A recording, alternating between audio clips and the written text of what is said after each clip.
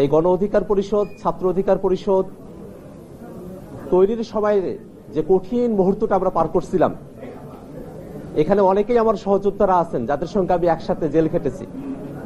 অনেক সহযোদ্ধাই আছেন যাদের সঙ্গে একসাথে রাজপথে মিছিল দিয়েছি, স্লোগান ধরেছি। আমি আক্রান্ত হলে পরে সারা দেশের বিভিন্ন জায়গা থেকে আজকে যারা এখানে উপস্থিত হয়েছেন তারা অনেকেই সেই মিছিলে অংশ নিয়েছেন, ফেসবুকে প্রতিবাদ জানিয়েছেন। আমি গণ অধিকার পরিষদের সঙ্গে সেই উত্তাল সময়ের দিনগুলো আমি অনুভব করি। সেই দিনগুলোকে আমি আমার জীবনের একটা গুরুত্বপূর্ণ অধ্যায় হিসেবে আমি দেখে যাব আজীবন। গণ অধিকার পরিষদ যখন ছাত্র অধিকার পরিষদ হিসেবে 2018-19-20 সময়গুলো অতিক্রান্ত করছিল, সে সময়গুলোতে বাংলাদেশে ফেসিবাদ জেঁকে বসেছিল। বাংলাদেশের কোনো মানুষ কথা বলতে পারে নাই, কোনো মানুষ, কোনো রাজনৈতিক দলের নেতৃবৃন্দ তারা অন্যায়ের প্রতিবাদ করে রাজপথে এসে দাঁড়ানোর মতো সাহস এবং পরিস্থিতি সেই সময়টাতে ছিল না। ঠিক সেই সময়টাতেই ছাত্র অধিকার পরিষদে থেকে আমরা কিছু তরুণেরা ফেসিবাদের বিরুদ্ধে, স্বৈরতন্ত্রের বিরুদ্ধে আমরা কথা উঠিয়েছিলাম। সেই লক্ষ্যের জায়গা থেকেই গণ অধিকার পরিষদে তারুণ্যের সব থেকে সুন্দর সময়টা আমি অতিবাহিত করেছি। এই গণ অধিকার পরিষদ, ছাত্র অধিকার পরিষদ তৈরিতে আমরা জেল খেটেছি, রিমান্ডে গিয়েছি, রাজপথের সংগ্রামে আমরা নিজেদেরকে সম্পৃক্ত রেখেছি।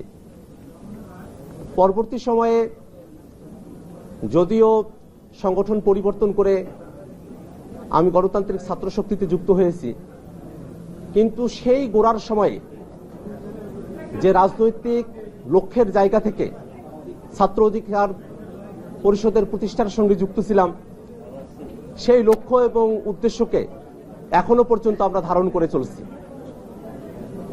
বিগত সময়ে ফেসিবাদ বিরোধী আন্দোলন 2024 সালে যখন সারা দেশব্যাপী ছড়িয়ে পড়ে, 24-এর জুলাই অভ্যুত্থানের সময়টাতে বাংলাদেশের প্রত্যেকটা জেলায় ছাত্র অধিকার পরিষদের নেতাকর্মীরা তারা অগ্রণী ভূমিকা পালন করেছেন। আমি গণ অধিকার পরিষদের তৃণমূলে এমন অনেক নেতাকর্মীকে দেখি যাদের জন্য আমার মন থেকে শ্রদ্ধা আসে। আমি তাদেরকে আমার সহযোদ্ধা হিসেবে এখনো ভেবে যাই এবং আমি ভাবি যে এই বাংলাদেশকে রক্ষা করতে হলে বাংলাদেশ পয়েন্টে আমাদের সকলের এক থাকা প্রয়োজন। এই বাংলাদেশ এই সময়টাতে একটা ক্রান্তিকালীন সময় অতিক্রম করছে। আপনারা সকলে জানেন যে আমরা ফেসিবাদী কাঠামো থেকে মুক্তির উপায় খুঁজছি। বাংলাদেশের রাষ্ট্র কাঠামোতে পরিবর্তন আসবে, একটা গণতান্ত্রিক ব্যবস্থা তৈরি হবে, জবাবদিহিতা থাকবে, আইনের শাসন থাকবে, বাংলাদেশে ক্ষমতার ভারসাম্য থাকবে। সেই বিষয়গুলোকে ধারণ করেই আমরা জাতীয় ঐক্যমত্য কমিশনের রাজনৈতিক দলগুলো আমরা একত্রিত হয়েছি। আমরা অনেকগুলো মৌলিক পরিবর্তনের বিষয়ে একমত হয়েছি। আমরা জুলাই সনদের আইন ভিত্তি দেওয়ার ব্যাপারে আমরা একমত হয়েছি, কিন্তু তারপরেও এখনো পর্যন্ত সেই জায়গাটাকে আমরা সুনিশ্চিত করতে পারি নাই। আজকে এই গণ অধিকার পরিষদের প্রতিষ্ঠা বার্ষিকী থেকেও আমরা সরকারের কাছে এবং ঐক্যমত্য কমিশনের কাছে উদাত্ত আহ্বান জানাই, যদি বাংলাদেশকে এই সংকট থেকে উত্তোলন করতে হয় তাহলে মৌলিক পরিবর্তনের আকাঙ্ক্ষাকে ধারণ করে যে জুলাই সনদ, তার পরিপূর্ণ বাস্তবায়ন নিশ্চিত করতে হবে। জুলাই সনদের পরিপূর্ণ বাস্তবায়ন ছাড়া এই সংকট থেকে উত্তোলনের আমাদের হাতে এখন আর কোনো উপায় নেই। বাংলাদেশের প্রত্যেকটা দলই আইনি ভিত্তি চায়, বাধা কোন জায়গায় আমাদের খুঁজে বের করতে হবে। যদি কারো দলীয় স্বার্থের কারণে জুলাই সনদের আইনি ভিত্তি দেওয়ার জায়গায় কোনো বাধা তৈরি হয়, সেই দলের সঙ্গে কথা বলে তাদের দলীয় স্বার্থের জায়গা থেকে তাদেরকে বিরত থাকার আহ্বান জানাতে হবে।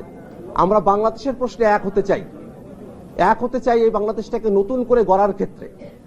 একই সাথে একটা বিষয় আমাদের দৃষ্টিগোচর হয়েছে, সামনে একটা নির্বাচন অনুষ্ঠিত হবে।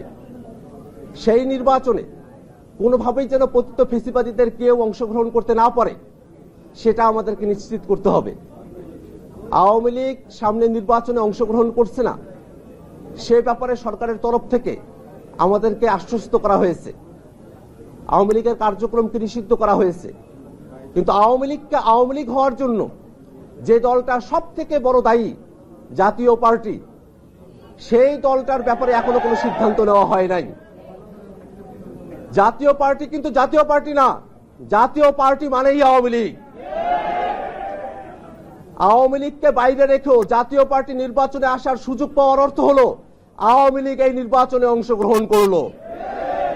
আমার গণ অধিকার পরিষদের ভাইরা, জাতীয় পার্টির বিরুদ্ধে আন্দোলন করতে গিয়ে আপনারা মার খেয়েছেন, নুরুল হক নূর ভাইকে রক্ত ঝরাতে হয়েছে।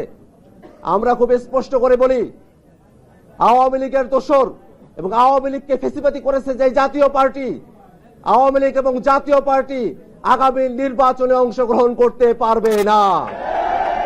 এই আওয়ামী লীগকে নির্বাচনে নিয়ে আসার জন্য জাতীয় পার্টির যেসব নেতারা বক্তব্য দিচ্ছেন, তারা দেশ বিরোধী বক্তব্য দিচ্ছেন, তাদেরকে গ্রেফতার করে আইনের আওতায় নিয়ে আসতে হবে। বন্ধুরা আমার, আজকে রাজনৈতিক বক্তব্য দেওয়ার জায়গা নয়। আমি শুভেচ্ছা জানাই সেই 2018-19-20 সময়টাতে যে লক্ষ্য নিয়ে ছাত্র অধিকার পরিষদ তৈরি হয়েছিল, সেই লক্ষ্যই যেন গণ অধিকার পরিষদের লক্ষ্য হয়, এই আশাবাদ ব্যক্ত করে আমি আমার বক্তব্য এখানে শেষ করছি।